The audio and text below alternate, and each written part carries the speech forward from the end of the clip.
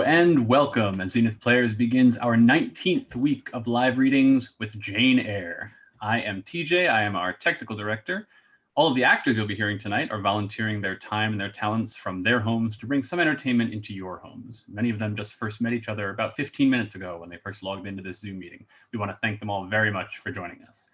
We would also like to thank our friend, Your Friendly Neighborhood Shakespeare, for hosting this on his pages and for joining us tonight.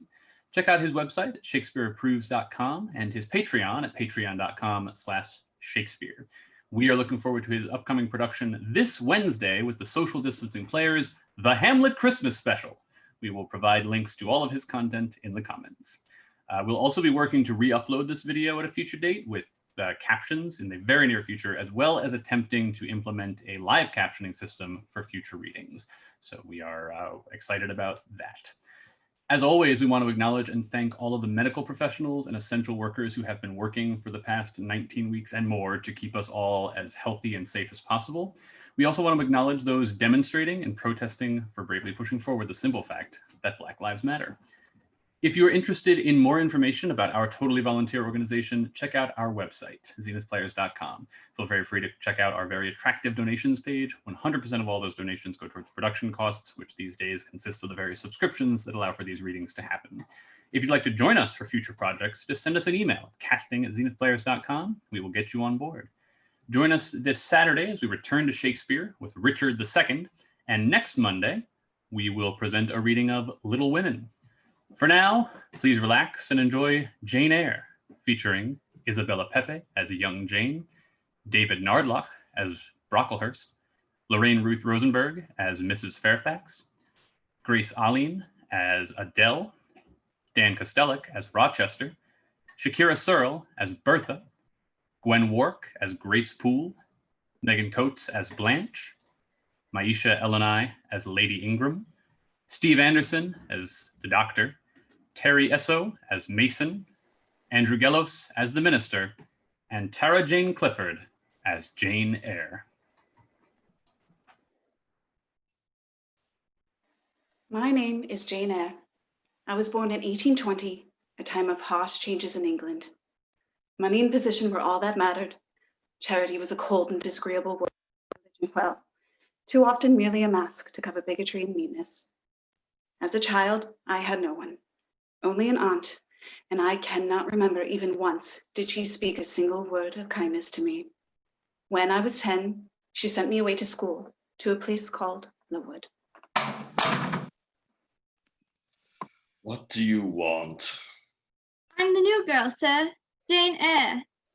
You are aware of my identity, Eyre? They told me you are Mr. Brocklehurst, sir. That's correct. I am the supervisor of this institution. Institution, sir? Did I give you leave to question me? Oh no, sir. I simply didn't mean to. Perhaps the word institution annoys you. Excuse me, sir. I thought this was a school. Lowood is a refuge, Eyre.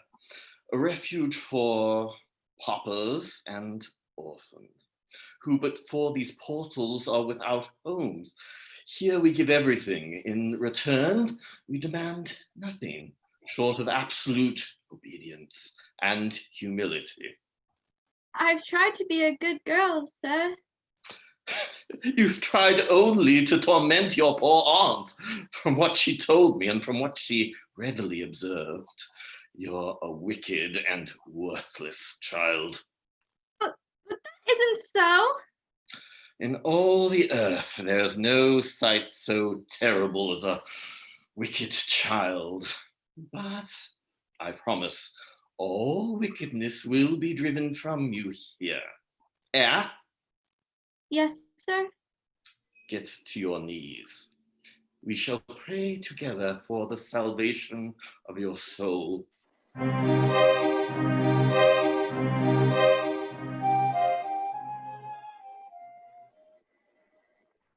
That was my introduction to Lowood. It was like a prison, dark and cold, but never so dark nor as cold as Mr. Brocklehurst.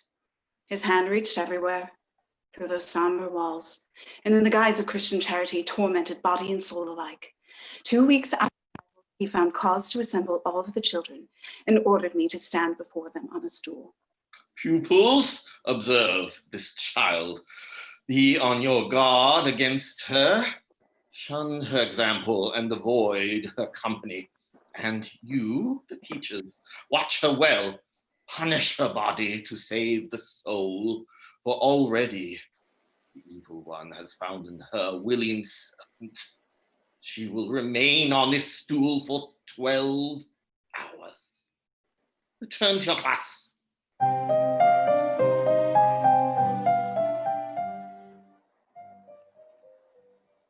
If we who were children at Lowood did not flourish, at least we survived. True, we had nothing to cling to save each other, for the very anguish that was Lowood bound us together still more closely.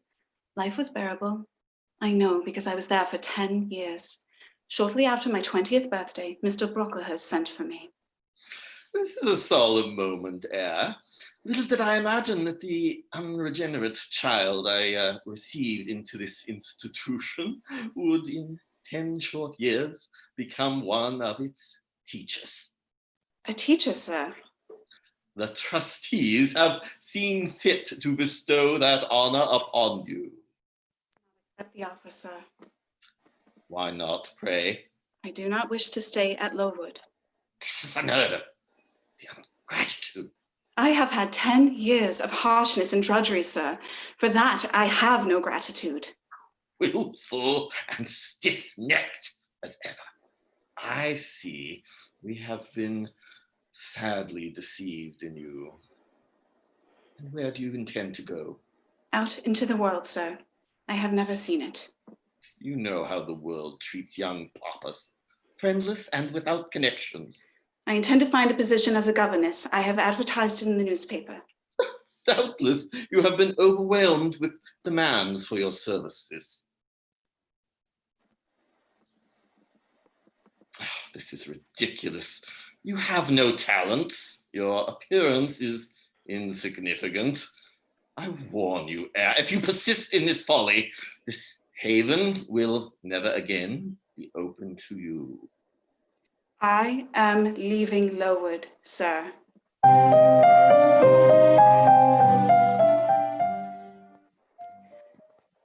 My advertisement brought me a solitary answer, a letter signed by Mrs. Fairfax that bore the crest of Thornfield Hall. I was a whole day in reaching the estate. At the nearest village, a coachman met me, and for 2 hours we rode through the desolate moorlands. And then, in the shadows of evening, it loomed before me, huge beyond anything I'd envisioned. Its great towers stretched into the darkness, and its massive stone walls butted out into the misty gloom, like the ramparts of a fortress. I had arrived at Thornfield Hall. You are Mrs. Eyre, my dear? Yes, madame. I'm Mrs. Fairfax. There's a nice cozy fire burning inside. Come and warm yourself, child. Thank you. I'm glad you've come, Mrs. Eyre. Living here with no company but the servants is none too cheery, I tell you. Only the postman and the butcher to have a word with since this harsh weather has set in. Shall I have the pleasure of seeing Miss Fairfax tonight? Miss Fairfax? Yes. Oh, you mean Miss Adele? Is it not your daughter to whom I shall be the governess? Oh, gracious, no. Adele is French. Oh? You will see her in the morning. She's Mr. Edward's ward, his niece. Mr. Edward? Mr. Edward Rochester, the owner of Thornfield. I'm only the housekeeper. Well, will he wish to see me this evening? Oh, he's not here. He very seldom at Thornfield, and that he visits are always sudden and unexpected and brief. It's such a beautiful home, Mrs. Fairfax. Why, it's hard to understand why Mr. Rochester would choose to remain away. It is strange, but then, Miss Eyre, Mr. Rochester is a strange man in many ways. Now let me show you to your room. Thank you.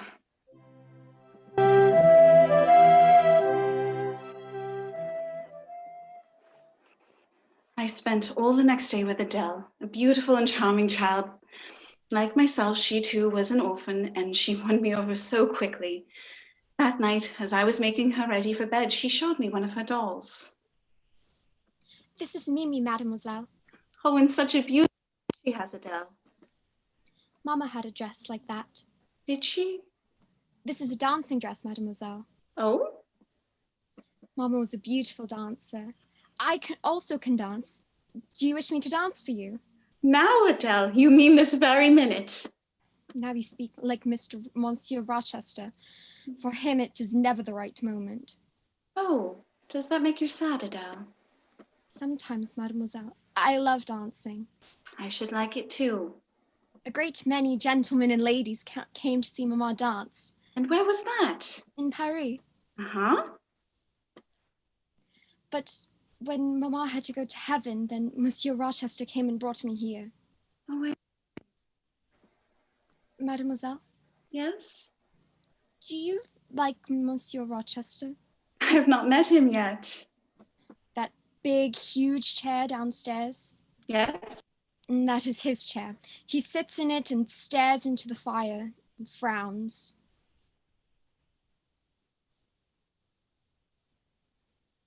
Oh, sometimes he brings me beautiful presents.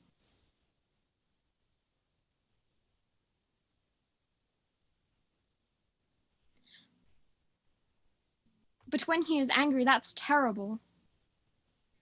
But do not be concerned, mademoiselle. Tonight in my prayers, I shall pray to God to make him be polite to you, so you will stay with me forever.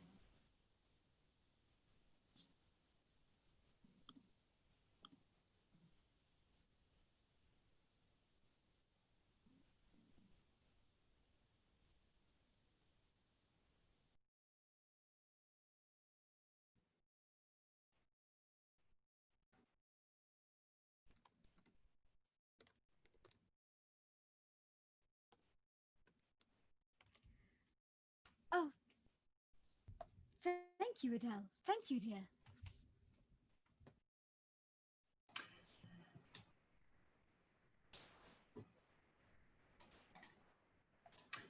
Sorry, everybody, for the technical difficulties. We've just had a minor power outage, and our two of our performers are out of power currently, so they will be back shortly.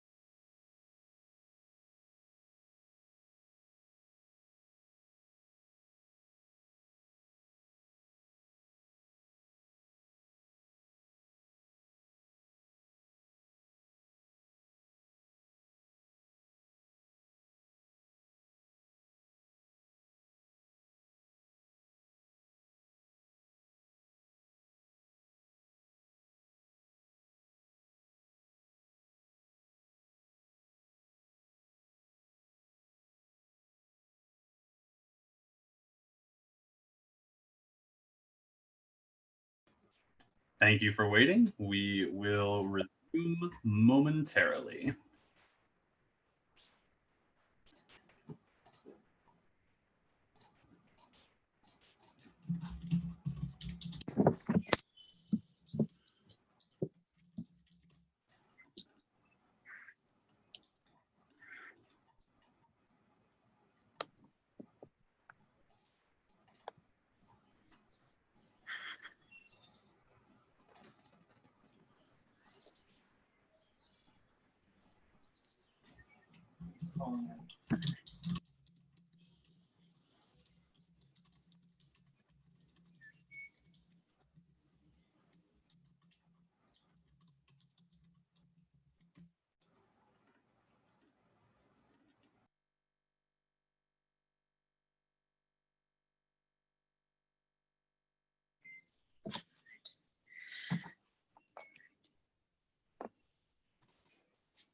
I have not met him yet.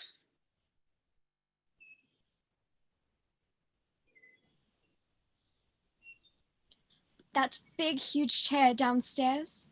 Yes? That is his chair. He sits in it and stares into the fire and frowns. Oh, but I'm sure he's very kind to you. Oh, sometimes he brings me beautiful presents. But when he is angry, that's terrible. Oh. But do not be concerned, mademoiselle. Tonight, in my prayers, I shall pray to God to make him be polite to you, so you will stay with me forever. Oh, thank you, Adele. Thank you, dear.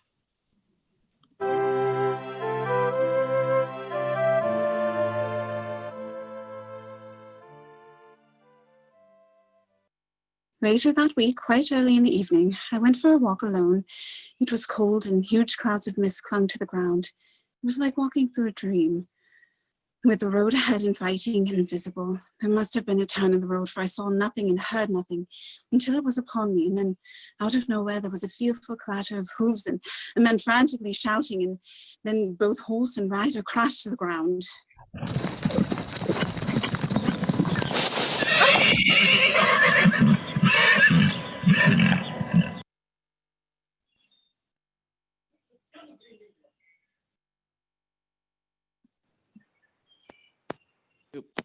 What the devil do you mean by that?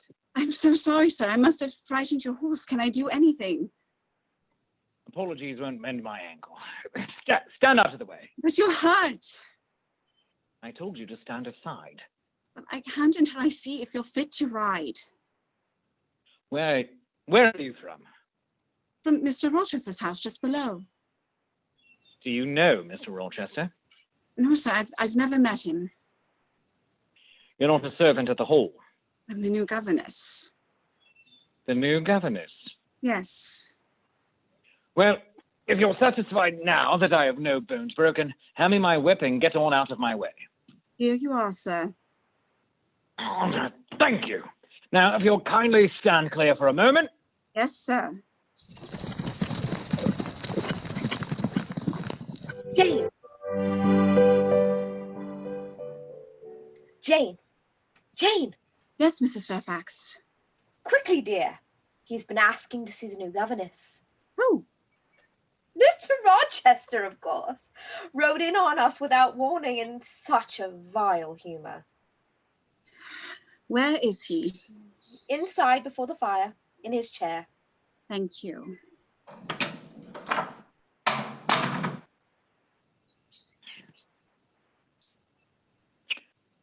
Well, Miss Eyre, have you no tongue? I was waiting, sir, until I was spoken to. Come here. Next time, when you see a man on a horse, don't run out into the middle of the road until he has passed. I assure you, sir, it was not deliberate. Sit down, Miss Eyre. Where are you from? Lowood Institution, sir. What's that? Charity school. I was there for 10 years. 10 years. You must be tenacious of life. No wonder you have rather the look of another world about you. When you came on me in the mist, I found myself thinking of fairy tales. I had half a mind to demand whether you'd bewitched my horse. Indeed, I'm not sure yet. Who are your parents? I have none, sir. Your home? I have no home, sir. Who recommended you to come here? Well, Mrs. Fairfax answered my advertisement. Huh. And you rushed here just in time to throw me off my horse. Do you play the piano? A little. Of course. That is the established answer.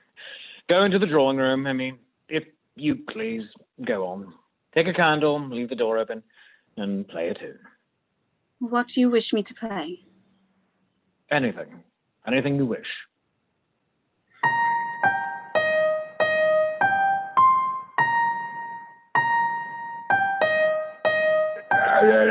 Enough. You play a little, I see, like any other English girl. Perhaps rather better than some, but not well. Good night, Miss Eyre. Good night, sir.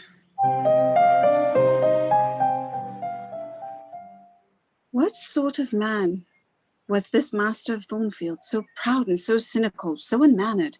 Instinctively, I felt that his harsh mood had its source in some cruel cross of fate. I was soon to learn that this indeed was true. After he said good night, I went to my room.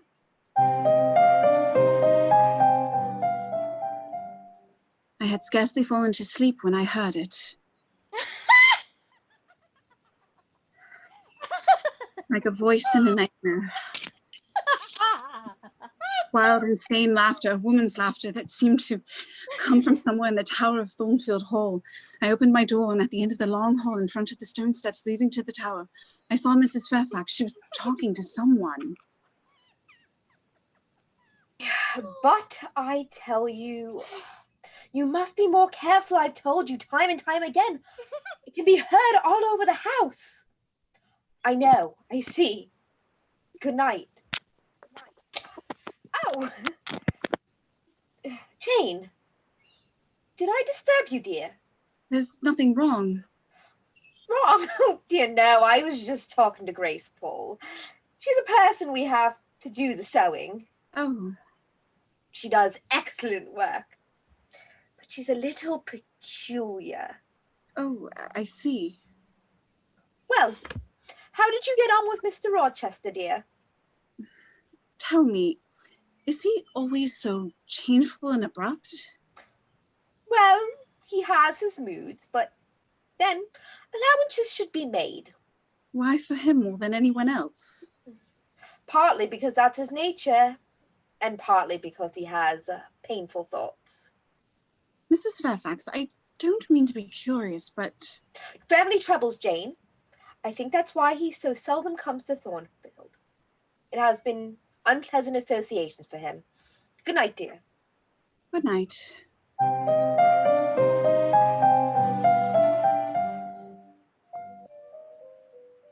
Sit down, Miss Eyre. Tell me, you've been here now, how long is it? 8 days, sir. 8 days, yes. You puzzle me a great deal, Miss Eyre. From the way you stare at me, it's apparent I also am something of a puzzle to you. Examine me, Miss Eyre. Do you find me handsome? No, sir. Indeed. Oh, I beg your pardon. I'm too blunt. No, don't turn away. What does my face tell you? Am I a fool? No, sir. But is it the face of a kindly man? Hardly that, sir. No, I'm not a kindly man, though I did once have a sort of tenderness of heart. You doubt that? Please, Mr. Rochester. I have been knocked about by fortune, Miss Eyre. She has kneaded me with her knuckles till now. I flatter myself I am as hard and tough as an india rubber ball, with perhaps one small sensitive point in the middle of the lump. Does that leave hope for me? Hope of what, sir? Of my transformation from rubber back to flesh. You're silent, Miss Eyre. Keep your silence, then, and listen. What I want you to know is this. I do not wish to treat you as an inferior, but I've been battled through a varied experience with many men of many nations. I've roamed over half the globe. Your whole life, one set of people in one house. Don't you agree? And that gives me the right to be a little manful. You pay me £30 a year for receiving your orders. Do as you please, sir. Yeah, £30. I'd quite forgotten that. Well, on that mercenary ground, won't you agree to let me bully you a little? No, sir. Only on the ground that you inquired of my feelings as your equal. Good. And you'll not think me insolent? I should never mistake informality for insolence, sir. Now where are you going? Oh, it's time for Adele's lesson. Oh, you're afraid of me. You want to escape me. You look at me and you hesitate to smile, even to speak. Admit it! You're afraid. I am bewildered, sir. I'm certainly not afraid. Mademoiselle, it's time for my lesson. You see, I'm not a liar, sir. I'm here, Adele. Look at me, mademoiselle. You too, monsieur. See? It is the ballet dress you bought me. Yeah. Is it? Do I not look beautiful, monsieur? See? Go upstairs. But, monsieur, I said go upstairs. Come, Adele, come with me, dear. Miss Eyre, I'm not finished talking with you. Go to the nursery. yes, mademoiselle. I'll come up in just a moment. Yes. Why are you looking at me like that, Miss Eyre? I don't care what your past misfortunes were. You have no right to revenge yourself upon that child. You're quite right, of course. I was only thinking of myself, my own private memories and feelings. Miss Eyre, I am a battleground where nature and circumstances tear at each other's throat. Nature intends me to be a good man. Circumstance decrees otherwise. You may leave now. Thank you. All right. I hope you'll be happy here at Thornfield. I hope so, sir. I think so. I'm glad.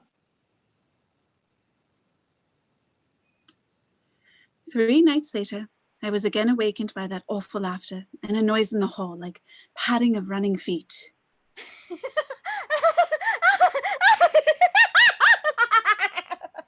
I threw a rope over me. I lit a candle.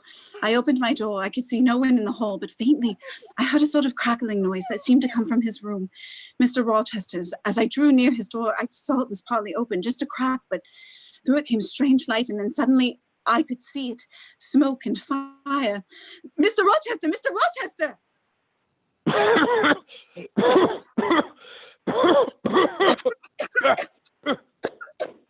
It's out, Miss Eyre. The fire's out. Please, Yes, sir. open the window. Yes, sir. Look, the fire seems to have been only at my bed, the bed curtains and the sheets. I'll get Mrs. Fairfax. What the devil do you want to call her for? Let her sleep. Someone started that fire, sir. I heard footsteps. Stay here. Why? Where are you going? I won't be long. Stay here and be as quiet as you can.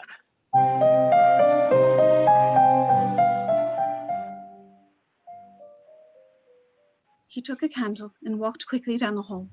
The window of his room looked out upon the front tower, and through the vents in the window staircase, I could see now and then a flicker of the candle as it mounted higher and higher.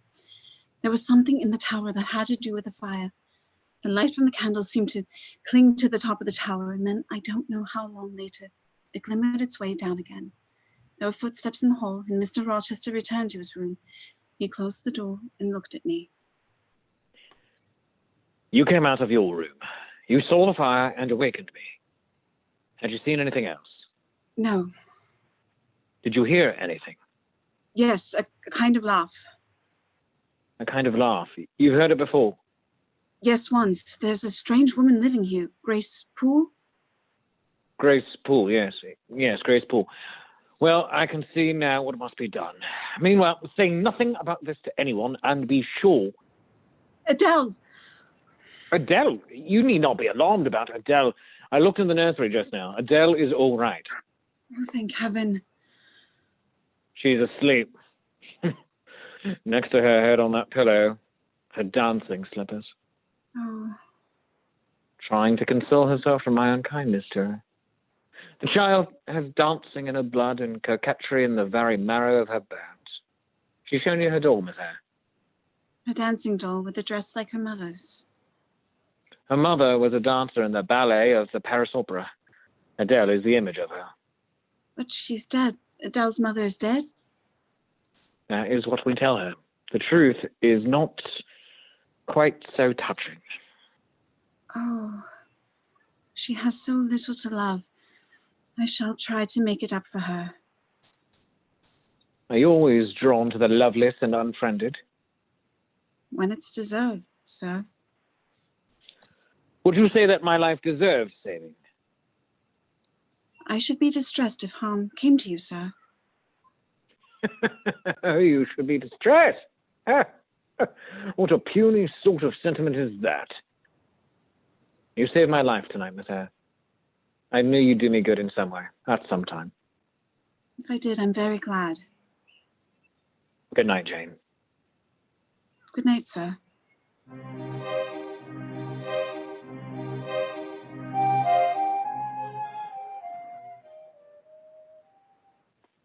There was no sleep for me, the balance of that night. The insane laughter, the fire, the story of poor little Adele. Each was a fragment of tormenting and frightening puzzle.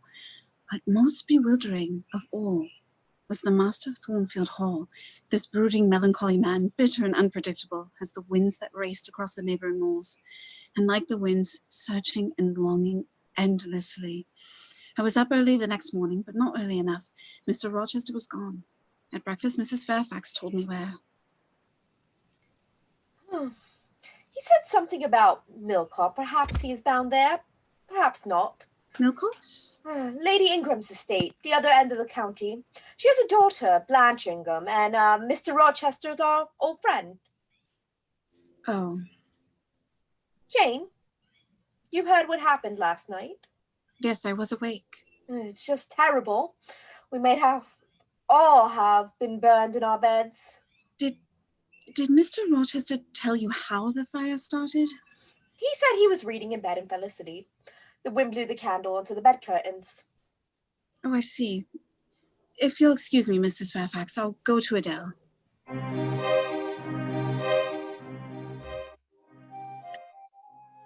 But Adele was still sleeping.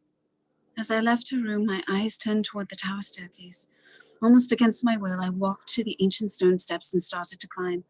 Halfway up, a great door barred the way, but it was open and I slipped past. At the top of the stairs was another door, but before I reached it, there came a sudden screaming and snarling, half human and half animal, and a thudding sound as if a beast were tearing at the bar of its cage. I wheeled on the stairs and started to descend, but the door behind me swung open and a voice rooted me to where I stood. What are you doing here? Who are you?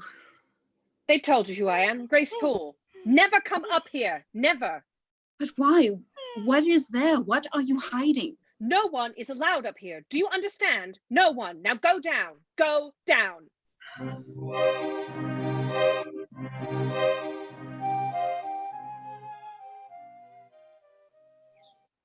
And so, to me, the mystery of the tower continued unsolved. Edward Rochester remained away, and the winter weeks dragged by. I found a measure of contentment in Adele's apparent fondness of me. And then early in the spring, he returned. But he did not come alone. He descended suddenly upon us with a dozen guests, among them Lady Ingram and her daughter, Blanche.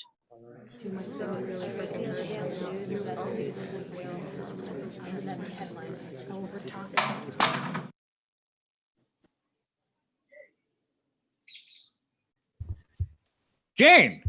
Jane! I've been home for hours. Not a word out of you. Why?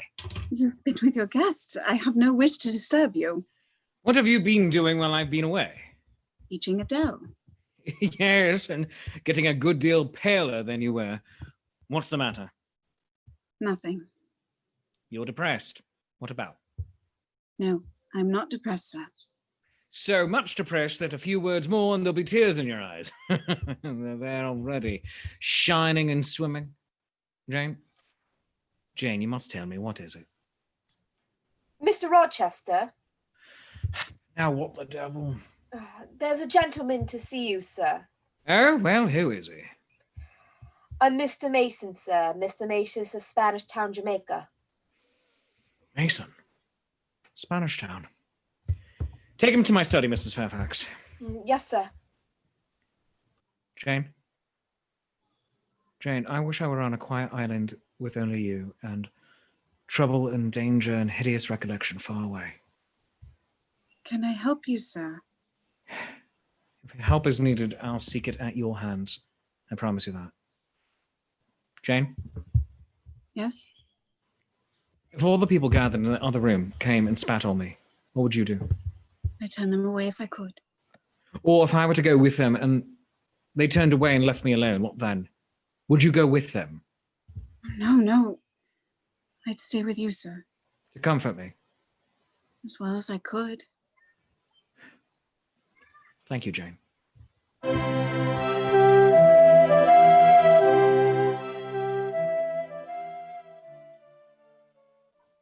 I was to learn a little more of Mr. Mason later that night. It was long past midnight. The whole house was sleeping when it happened again. That awful screaming in the tower.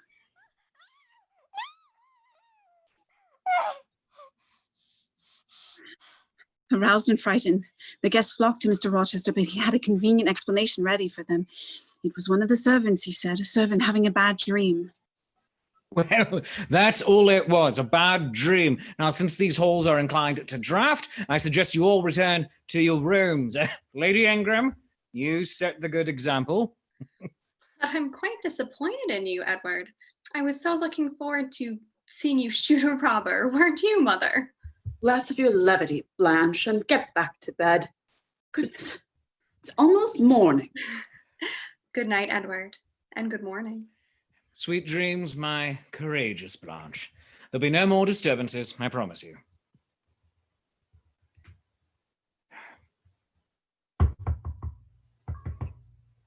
Jane. Jane, are you awake? Yes, sir. Come with me, quickly. We're going up there, the tower? Yes.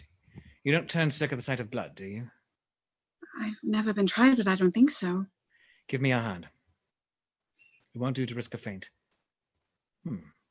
It's warm and steady. Jane, what you see may shock and frighten and confuse you. I beg you not to seek an explanation, only to try to trust me. Can you do that? I can do that, yes.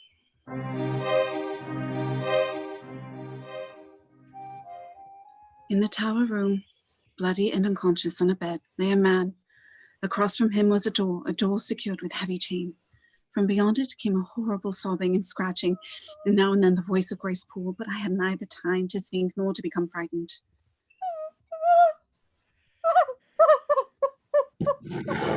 Jane, I must get Dr. Rivers. That means leaving you alone here with this gentleman. If you will sponge the blood as I do now, please.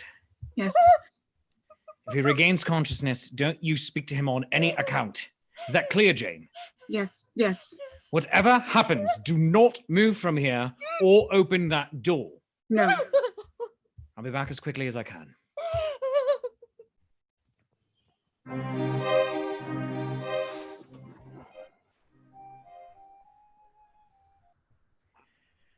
There's the patient, Doctor. Jane, are you all right? Yes, I'm all right. He's regained consciousness. You have 20 minutes, Doctor, for dressing the wound and getting the patient out of here. So you told me. Wait a minute. Now, Mason.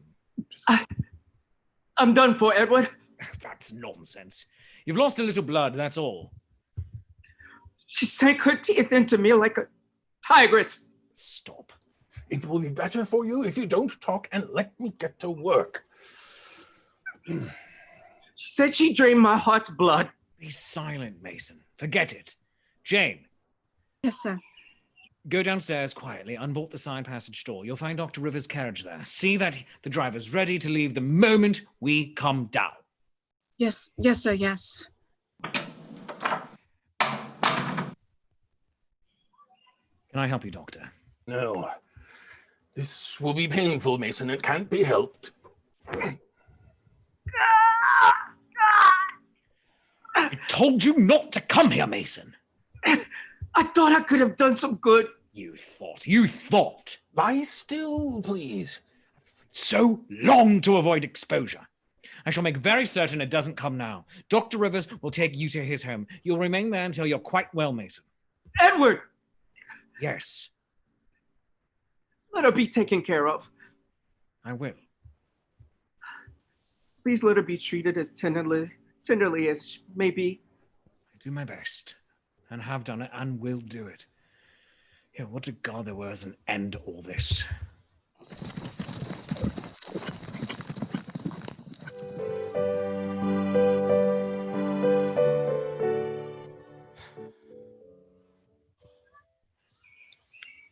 Well, they're gone, Jane, Mason and Dr. Rivers. Yes, and it's daylight again. I promise I turn to you for help. I didn't know it would be so soon. I was thankful I was here. We could walk for a moment in the garden, Jane. It's so fresh and clean there. Mr. Rochester, will Grace Poole live here still? Grace Poole? Yes, Grace Poole will stay. Don't ask for explanations. Just believe me when I tell you there are good reasons for it. You're my friend, aren't you, Jane? I like to serve you in everything that's right. And if I asked you to do something you thought was wrong, what then? But I know the answer. Very quietly, you'd say, "Oh no, sir, that's impossible." Would I?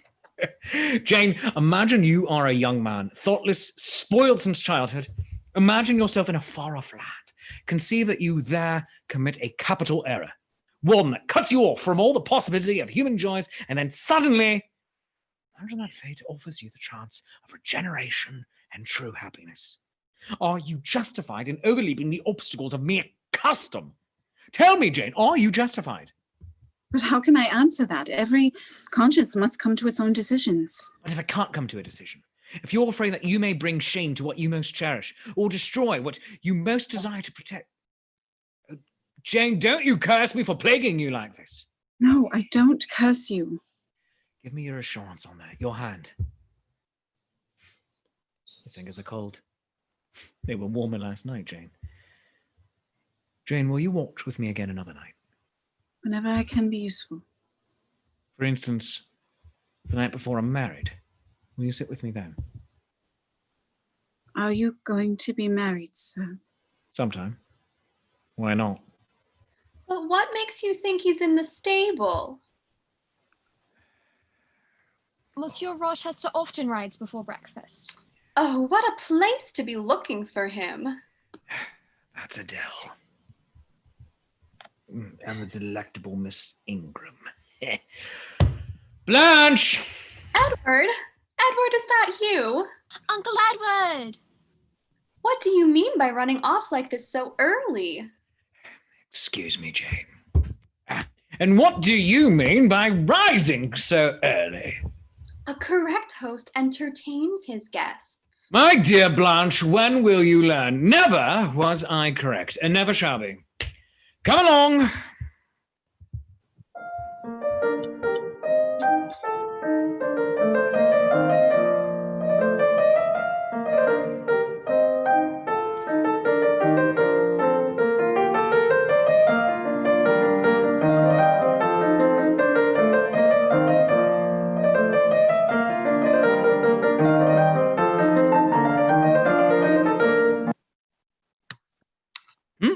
Well, why do you stop, Blanche?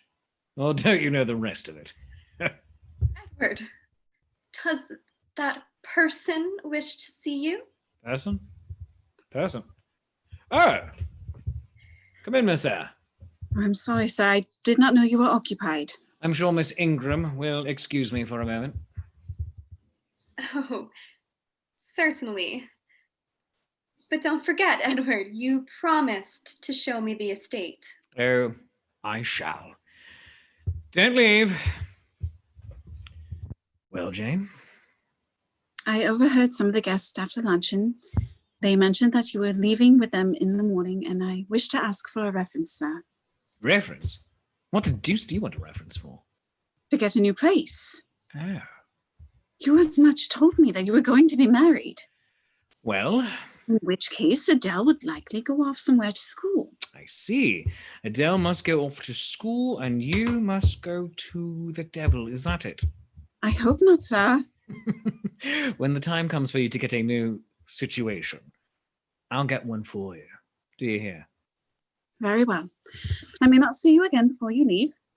Goodbye, Mr. Rochester. Goodbye, Miss Eyre. Jane, is that all? Seems so dry and stingy. Might you do more than say goodbye? Oh, your hand. You'll shake my hand. Goodbye, Jane.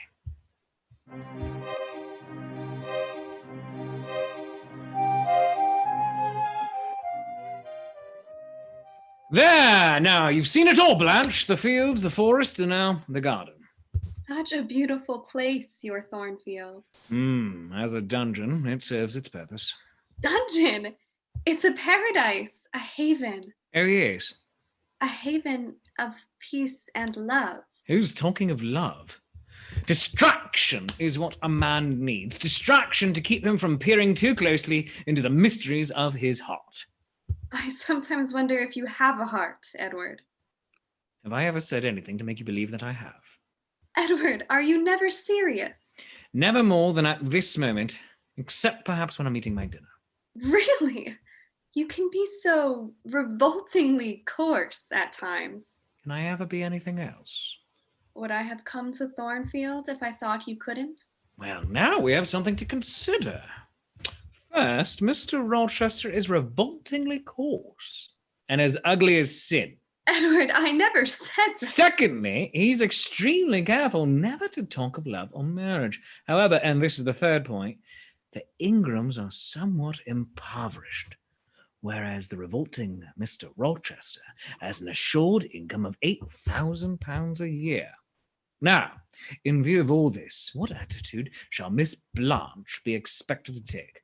From what I know of the world, I'd surmise she'd ignore the coarseness, etc., until such time as Mr. Rochester is safely hooked. How dare you? No horseplay. I've never been so insulted in all my life. Blanche, I've just paid you the enormous compliment of being completely honest. You're a bore and a cur. Leave me at once.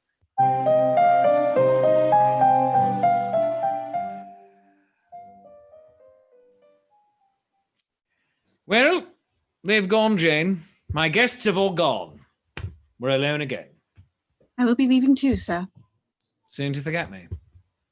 I'll never forget you. You know that.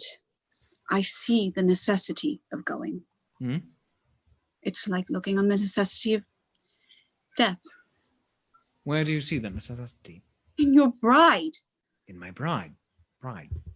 I have no bride. But you will have. Oh, yes, I will. I will. So you think I could stay here to become nothing to you? Do you think because I'm poor and obscure and plain that I'm soulless and heartless? Well, I have as much heart and soul and fully as much as you have. And if God had gifted me with wealth and beauty, I shouldn't have made it as difficult for you to leave me as if it is for me to leave you. There, I've spoken my heart. I've spoken my heart. Now let me go.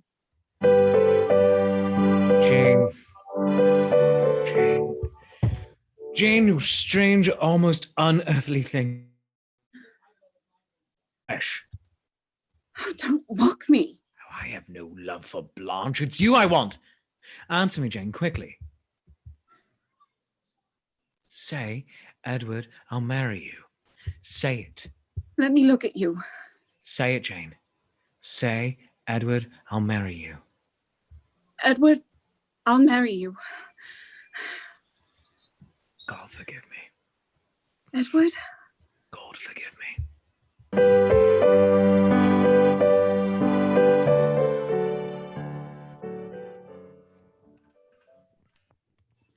All my doubts and all the grim shadows that hung over Thornfield Hall were shattered and gone. I loved and I was loved. Spring had come to the earth and spring had come into my heart. 2 weeks later, Edward and I were in the little church in the village, and my hand in his, as now as it would be forever. The minister had started the marriage ceremony. Be assured that if any persons are joined together otherwise than as the word of God allows, then are they not joined by God. Therefore, Edward Rochester, and you, Jane Eyre, if either of you know any impediment why you may not lawfully be joined in matrimony, you do now confess it. Edward Rochester, wilt thou have this woman to be thy wedded wife? Wait!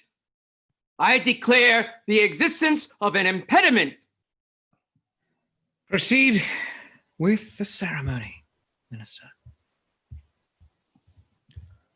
You cannot proceed. Mr. Rochester has a wife now living. Who are you? My name is Mason.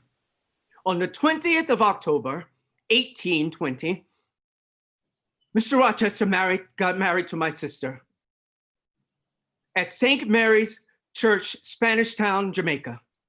The record of the marriage will be found in the register of that church. Do you swear you're speaking the truth? I swear it. My sister is living now at Thornfield Hall. I have seen her there myself. Parson, close up your book. There'll be no wedding today. Instead, I invite you all to my house to meet Grace Poole's patient, my wife, Bertha.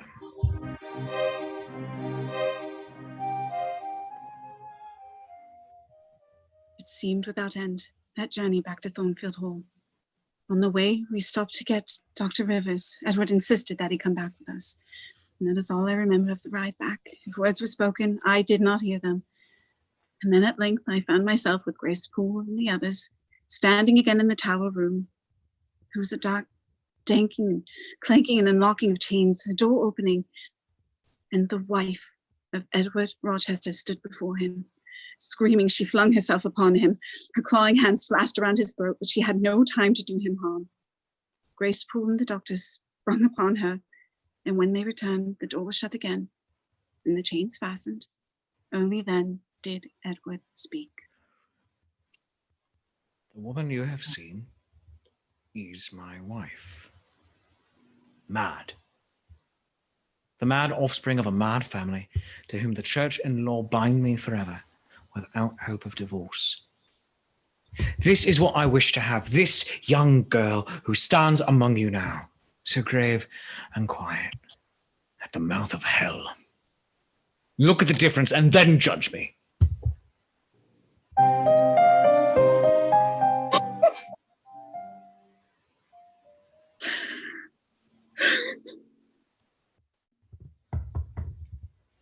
They've gone off, Jane. Jane, may I come in? Jane, I do not even know her. Jane, I was married at 19 in Spanish Town to a bride already courted for me. But I married her, gross, groveling, mole-eyed blockhead that I was. Jane, hear me. I suffered all the agonies of a man bound to a wife, at once intemperate and unchaste. I watched her excesses drive her at last into madness. Then I brought her back to England, to Thornfield. Jane, I did everything that God and humanity demanded. And then I fled from this place.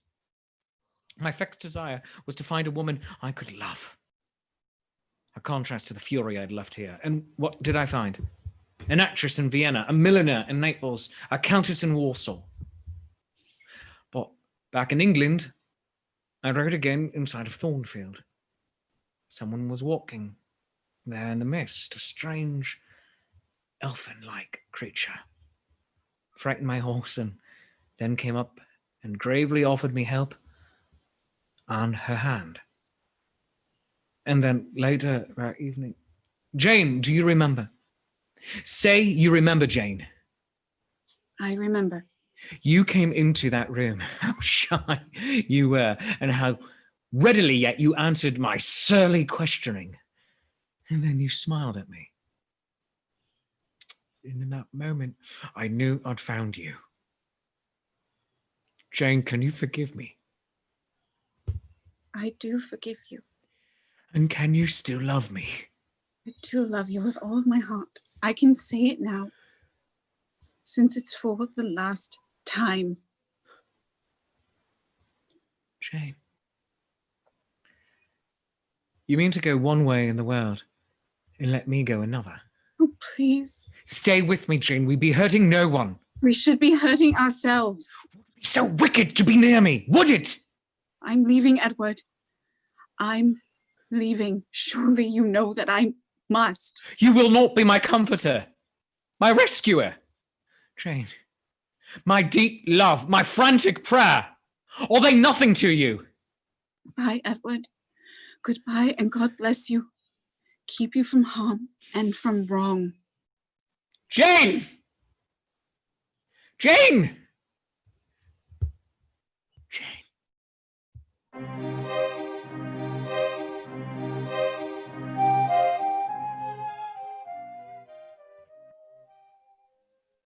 Going nowhere. I had nowhere to go. Without references, I could find no employment. I soon intimately knew hunger and unsheltered nights. And at last, without hope or help, I turned like a beaten dog back to Lowood. Mr. Brocklehurst forgot his word, never to open its door to me again.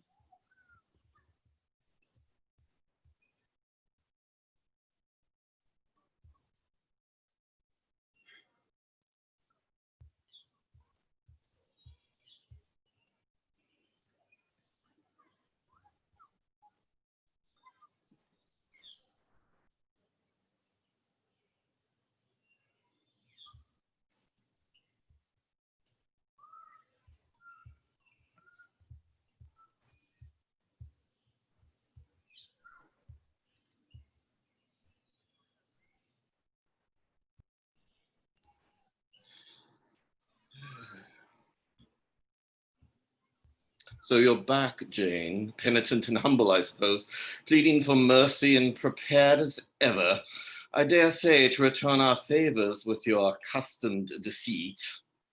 There is a place for me here. I am ready to beg for it. You would like to become a teacher, Eyre? Yes, sir.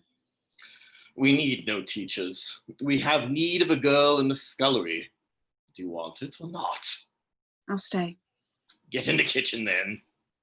Yes, sir. Yes, sir. Wait, some months ago, I had repeated inquiries as to your whereabouts from Mr. Edward Rochester.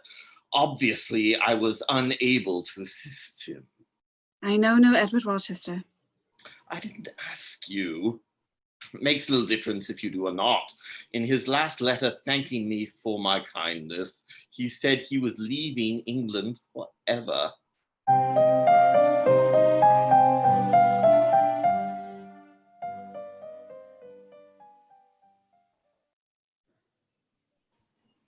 Jane.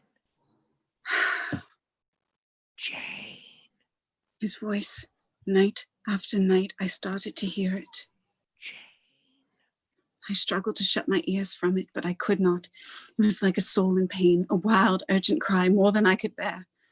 I would see him again, speak with him again. And after that, I neither knew nor cared what happened to me. All I knew was that I must go, and go quickly. I reached this estate, but Thornfield Hall was no more. Fire had destroyed it all. I was staring at the pile of charred and blackened rubble when Mrs. Fairfax saw me.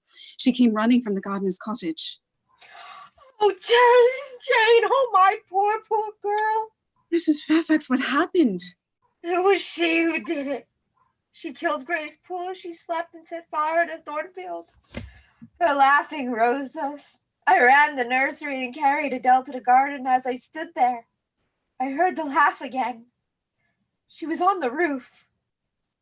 Mr. Edward was just coming from home. He said nothing, but turned and ran back into the flames. I saw him get to the roof and make his way towards her. She saw him too. She ran into the edge and jumped. When we reached her, she was dead. And Edward? As he was coming down the great staircase, fell. He was badly hurt. Oh. Mrs. Fairfax! Yes, sir. What the devil are you doing? Adele is waiting for supper. I'm coming, sir. Is someone with you? Who is it? Who are you? His eyes. He's blind. Edward, I've come back, oh my beloved. Jane. Jane.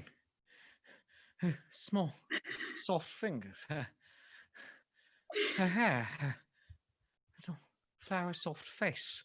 And her heart, beloved, her heart. Jane. All you can feel now is pity. I won't have your pity. No, Edward. You can't spend your life on the ruins of a man. You're so young, so fresh. Oh, don't send me away, please, Edward. Don't send me away. You think I want to let you go? No. Oh, my beloved.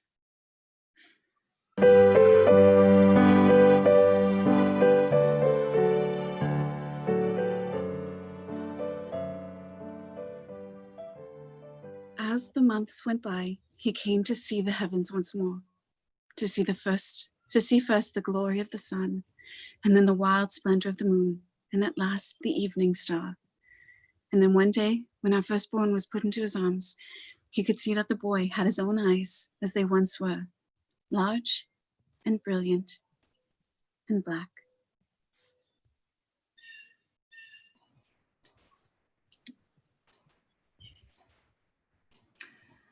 Thank you for joining us for Jane Eyre. We would once again like to thank all of the fine actors who I normally tell, hey, turn on your videos. You can come on video if you like, who have volunteered to read with us this evening. A special thanks to Dan Kostelek, your friendly neighborhood Shakespeare. Visit him at his website, shakespeareproves.com, or on Facebook at Shakespeare Proves, your friendly neighborhood Shakespeare. We've got links to all of the content of his that I could find and more in the comments of this video.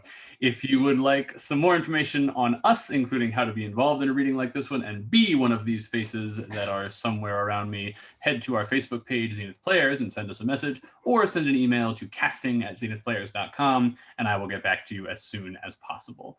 We want to continue to express our support to everyone out there working to keep us all safe right now, and those continuing to protest and demonstrate. Thank you all. Join us Saturday as we return to Shakespeare with Richard II, and next Monday we will present a reading of Little Women. Thank you and good night.